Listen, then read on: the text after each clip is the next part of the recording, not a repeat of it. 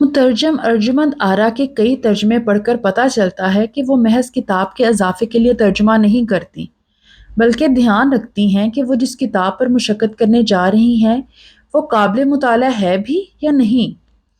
متذکرہ novel شمال کی جانب ہجرت کا موسم انگریزی سے ترجمہ کیا گیا ہے، جو اصل میں سودانی ناول ہے اور طیب صالح کی تخلیق ہے۔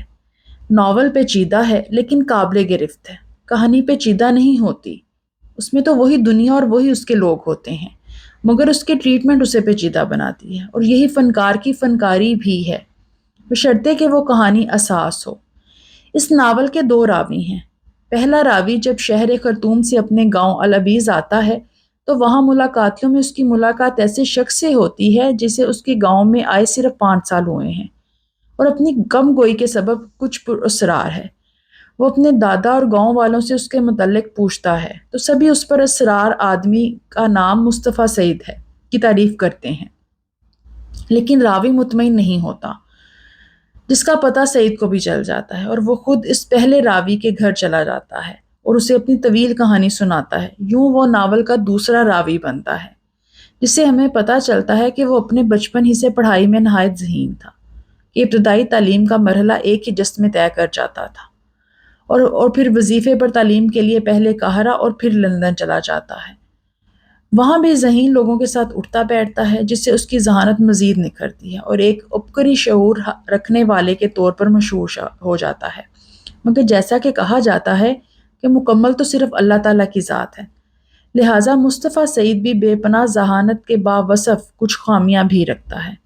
وہ کبھی کسی بات پر مسکراتا تک نہیں تھا، ہر بات اپنے اندر ہی رکھتا تھا، اور اندر رکھنے سے جو نفسیاتی عارضے انسان کو لاحق ہو سکتے ہیں وہ اسے بھی لاحق تھے۔ وہ اصولوں کا پکا تھا، اقتصادیات، فزکس، فلکیات، فلسفہ اور بہت سارے علوم جانتا تھا اور ان پر بحث کرتا تھا، لیکچر دیتا تھا، کچھ اہم کتابوں کا مصنف بھی تھا، لیکن تھا تو ایک انسان ہی۔ علمی فوقیت کے باوجود غبی تھا۔ رویدگی تو پتھر میں بھی ہوتی ہے، تو سعید کیسے خوبصورت عورت کو دیکھ کر محض پتھر رہ سکتا تھا؟ لہٰذا ایک نہیں 4 عورتیں اس کی زندگی میں آئیں، بس یہی کہانی پیچیدہ ہو گئی، جیسا کہ عورتوں کے آنے سے ہوتا ہے۔ اس کے رویے نارمل نہیں تھے، جسے عورتیں سمجھ نہیں پاتی، اور وہ عورتوں کو سمجھ نہیں پاتا تھا۔ لہٰذا مختصراً یہ کہ 2 عورتیں عجیب حالات میں خودکشی کر گئیں، اور ایک کو سعید نے قتل کر دیا، بعد میں خود بھی خودکشی کر گیا۔ اصل معاملہ تو چوتھی بیوی بنت محمود کا ہے، جو گاؤں میں ہے، پرکشش اور خاموش طبع، اور جس کے سعید سے 2 بچے بھی ہیں۔ سعید خودکشی سے پہلے اپنی بیوی بنت محمود، 2 بچے اور ایک بند کمرے کی چابی، جسے کبھی کسی نے نہیں کھولا تھا، ناول کے پہلے راوی کے سپرد کر جاتا ہے، اور یہ ذمہ داری وہ اچھی طرح نبھاتا ہے۔ لیکن بنت محمود کا ایک اور دیوانہ گاؤں میں پیدا ہو جاتا ہے، جو عورتوں کا رسیہ ہے، اور بنت محمود سے 40 سال بڑا ہے۔ بنت محمود انکار کر دیتی ہے اور وہ طیش میں آ جاتا ہے، لیکن بنت محمود کا باپ اور بھائی اس شادی پر راضی ہیں۔ آخر شادی بھی ہو جاتی ہے، اور پہلی رات ہی دونوں خنجر سے ایک دوسرے کو ہولناک طریقے سے قتل کر دیتے ہیں۔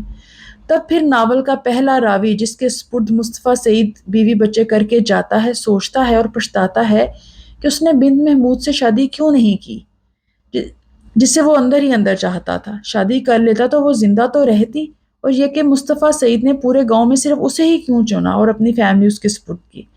کچھ اسی طرح کے سوالات اور پچھتاوے لے کر آخرکار وہ سمندر میں اتر جاتا ہے، اور تیرتے تیرتے اور سوچتے سوچتے خود کو سمندر کے حوالے کر دیتا ہے۔ اس سے پہلے وہ بند کمرے کو بھی کھولتا ہے، جہاں اسے مصطفیٰ سعید کے لکھے کئی مسودات اور حیرت ناک چیزیں ملتی ہیں۔ یہ تو تھا کہانی کا ظاہری ڈھانچہ، لیکن مصطفیٰ سعید کے بچپن سے اعلیٰ تعلیم حاصل کرنے تک اور 4 عورتوں کے ساتھ گزرنے والے دن رات کے معاملات کافی پیچیدہ سے ہیں۔ انسانی نفسیات کے کئی انوکھے رخ سامنے آئے، جنہیں طیب صالح نے بڑی فنکاری کے ساتھ تخلیق کر کے ناول کو قابل مطالعہ بنایا۔ آپ بھی اس کو ضرور پڑھیے گا اور اپنی رائے کا اظہار بھی کیجیے گا۔ ویڈیو کو لائک کیجیے گا، چینل کو شیئر بھی کیجیے گا اور سبسکرائب بھی۔